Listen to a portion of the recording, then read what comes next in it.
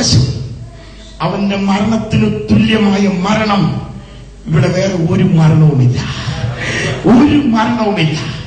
ക്രൂശിൽ അവനോടുകൂടെ ക്രൂശിക്കപ്പെട്ട ആ രണ്ട് കള്ളന്മാര് ആദ്യം അവനെ പരിഹസിച്ചെങ്കിലും പിന്നീട് അതിന് ചുറ്റും നടന്ന പലതും കണ്ടിട്ട് ഈ ക്രൂശിൽ നടുവിലത്തെ ക്രൂശിൽ കിടക്കുന്നവന്റെ ആറ്റിറ്റ്യൂഡ് കണ്ടിട്ട് അവന്റെ മറ്റുള്ളവരോടുള്ള അതേ ഇടപെടലൊക്കെ കണ്ടിട്ട് ഈ കള്ളന് ബോധമുദിച്ചു. അവൻ മറ്റേ കള്ളനോട് പറഞ്ഞ കാര്യമൊന്ന് ശ്രദ്ധിച്ചേ. നാം ചെയ്തതിന് അവൻ യോഗ്യമായ ശിക്ഷ അനുഭവിക്കുന്നു. ഇവനോ അരുതാത്തതൊന്നും ചെയ്തിട്ടില്ല. ഹല്ലേലൂയ. ഇവൻ മരണയോഗ്യമായത് ഒന്നും ചെയ്തിട്ടില്ല. ഞാനും നീയും മരിക്കുമ്പോൾ ശമ്പളം വാങ്ങിച്ച് നിത്യവീട്ടിലേക്ക് പോവുകയാണ്. പാപത്തിന്റെ ശമ്പളം മരണമത്രേ.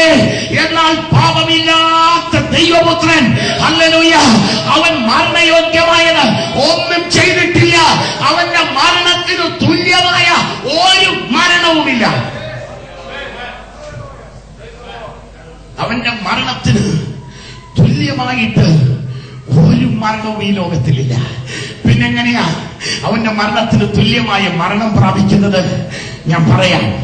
അവന്റെ മരണത്തിന് തുല്യമായ മരണം പ്രാപിക്കണമെങ്കിൽ ആ മരണം തന്നെ നമ്മൾ ട്രാൻസ്ഫർ ചെയ്തെടുക്കണം.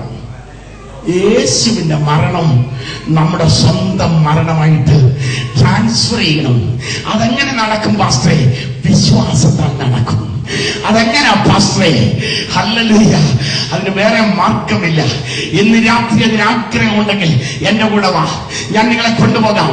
അങ്ങ് ദൂരെ കാൽവരിയില് ആ തലയോട്ടികൾ ചിതറി കിടക്കുന്ന ആ തലയോട്ടിയുടെ ആകൃതിയുള്ള ആ തലയോടിനമെന്ന് അർത്ഥമുള്ള ഗോൽഗോത്ത മലയിലേക്ക് ഇന്ന് രാത്രി വിശ്വാസത്തിന്റെ കണ്ണു തുറന്ന് എന്നോട് ഒരുമിച്ച് നടന്നു വാ. ഹല്ലേലൂയ. നമുക്ക് ആ കാൽവരിയുടെ ഉന്നതത്തിലേക്ക് ഇന്ന് രാത്രി ഒന്ന് കടന്നു പോകാം. സ്തോത്രം. ഹല്ലേലൂയ.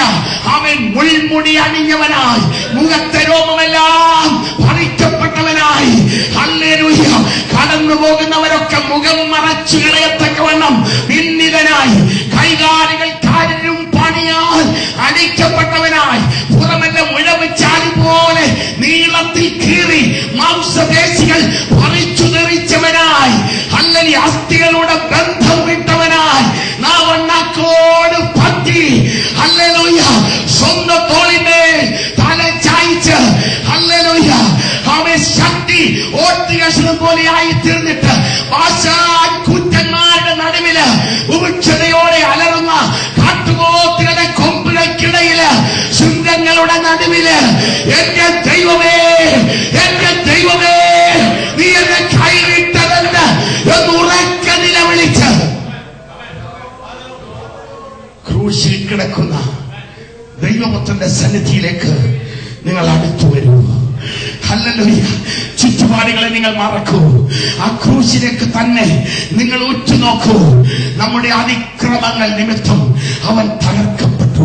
നമ്മുടെ പാപങ്ങൾ നിമിത്തം അവൻ മുറിവേറ്റു. ഹല്ലേലൂയ. നമ്മുടെ സമാധാനത്തിന് ശിക്ഷ അവന്റെ തോളിനെ ആയിത്തീർന്നു. അവനെ തകർത്ത് കളവാൻ യഹോവയ്ക്ക് ഇഷ്ടം തോന്നി. അവന്റെ പ്രാണൻ ഒരകൃത്യയാഗമായി മാറി. ഹല്ലേലൂയ. നാം എല്ലാം ആടുകളെ പോലെ തെറ്റിപ്പോയിരുന്നു.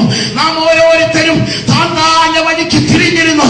നമ്മുടെ എല്ലാം അകൃത്യം വഹിച്ചുകൊണ്ട് നമുക്ക് പകരം നിന്റെയും എന്റെയും സ്ഥാനത്ത് എന്റെയും നിന്റെയും മരണം വഹിച്ചുകൊണ്ട് കിടക്കുന്ന ദൈവപുത്രന്റെ ക്രൂശിന്റെ ചുവട്ടിൽ അടുത്തു വരൂ. വിശ്വാസത്തിന്റെ കണ്ണുയർത്തി അവങ്കിലേക്ക് നോക്കൂ. ക്രൂശിന്മേൽ കാണുന്നത് ആരിതാ? പ്രാണനാഥൻ. പ്രാണനാഥൻ എൻ പേർക്കായി ചാകുന്നു. ഈ പാപത്തെ സ്നേഹിപ്പാൻ ഞാൻ ഇനി പോകുമോ?